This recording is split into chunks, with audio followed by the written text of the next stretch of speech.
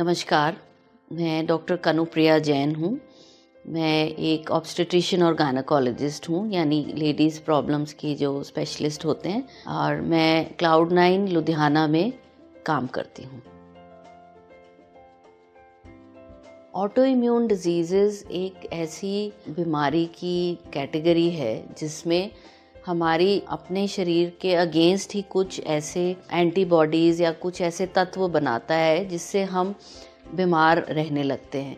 तो auto immune का मतलब है हमारी शरीर हमारे ही शरीर के अगेंस्ट काम कर रहा है। इसके कुछ एग्जाम्पल्स आपने सुने होंगे, जैसे गठिया है, या कई लोगों को किडनी में प्रॉब्लम आ जाती, किडनी में यूरिन में ब्लड आने लगता है, या फिर सिंपल थायराइड की प्रॉब्लम भी एक ऑटो इम्यून प्रॉब्लम ही है। इसमें ऑटो इम्यून डिजीज़ शरीर के किसी भी हिस्से को अफेक्ट कर सकते हैं और एक से ज़्यादा हिस्से को भी अफेक्ट कर सकते हैं। लेकिन ये प्रॉब्लम अगर किसी यंग लेडी में होती है जिसने प्रेगनेंसी प्लान करनी है, उसके लिए ये डिजीज़ेज़ काफ़ी दिक्कत कर सकते हैं। तो जब भी आपको कोई ऑटो इम्यून डिजीज़ डायग्नोज होता है और आपने प्रेगनेंसी प्लान करनी है, तो बहुत ज़रूरी है कि आप अपने जो डॉक्टर आपकी डिज़ीज़ को ट्रीट कर रहा है उसका, और जो गायनी ऑब्स्टेट्रिक्स के डॉक्टर हैं उनसे आप कंसल्ट करें, उसके बाद ही प्रेगनेंसी प्लान करें। जो ऑटो इम्यून डिजीज़ेज़ होते हैं ये प्रेगनेंसी में प्रॉब्लम्स कर सकते हैं।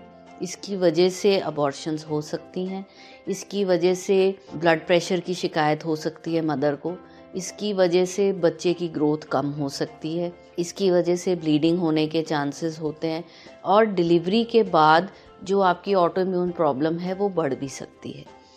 कुछ औरतों को ऑटो इम्यून प्रॉब्लम्स कम भी हो जाती हैं प्रेगनेंसी में, कुछ औरतों को बढ़ सकती हैं, और किसी किसी प्रॉब्लम में ये जान का खतरा भी बन सकती है। क्योंकि ऑटो इम्यून प्रॉब्लम्स में बहुत सारी बीमारियां आती हैं, तो ये बताना मुश्किल है कि किस प्रॉब्लम में क्या होगा, लेकिन अपने डॉक्टर से सलाह करें।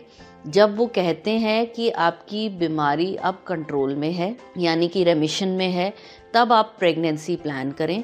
और जब आपकी साइटोटॉक्सिक दवाइयाँ, जो दवाइयाँ बहुत तेज़ दवाइयाँ होती हैं, वो बंद हो जाएं सारी, तब आप प्रेगनेंसी प्लान करिए। अगर आप बहुत तेज़ दवाइयों पे प्रेगनेंसी प्लान करते हैं तो बच्चे के अंग बनने में दिक्कत आ सकती है, उसमें बच्चे की शारीरिक जो डेवलपमेंट है वो ख़राब हो सकती है।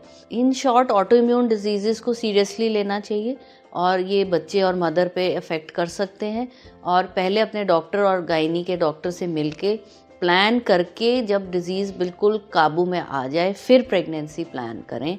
और ये प्रेगनेंसी को स्पेशलिस्ट के साथ ही मिलते रहें, ताकि आपको जो भी केयर की ज़रूरत है वो मिलती रहनी चाहिए। और ये हाई रिस्क प्रेगनेंसी में आती है और इसको ज़्यादा ध्यान रखना पड़ता है इन प्रेगनेंसीज़।